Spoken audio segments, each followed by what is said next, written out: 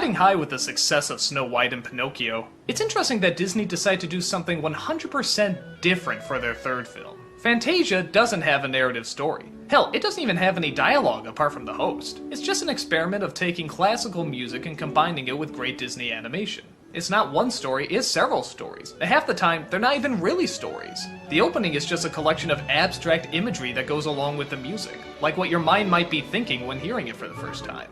And I friggin' love it. It's not just one of my favorite Disney films, it's one of my favorite films, period.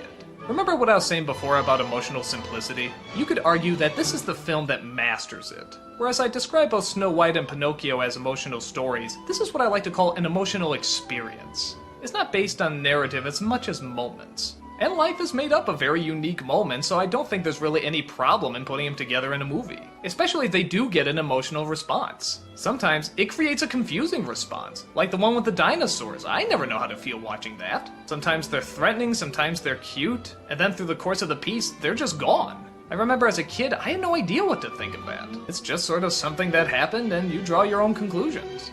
Some definitely do have a flowing narrative, like the most famous one, The Sorcerer's Apprentice. This is actually how the film came about. Disney just wanted to make this short with Mickey Mouse as a magician. But as the expenses for it got bigger and bigger, they finally just shrugged and said, hey, why don't we do a couple of these and just turn it into a flick? The result is some booming, fantastic music with some booming, fantastic animation. I think sometimes just the falling of leaves can be so much more powerful than the emotional conflict that a character is going through. If the film is done right, it can suck you into something so simple and yet so oddly profound. And Disney animators were great at that. They could find the ballet, the movement, the music, anything that was poetic in, well, really anything. Even just the changing of seasons.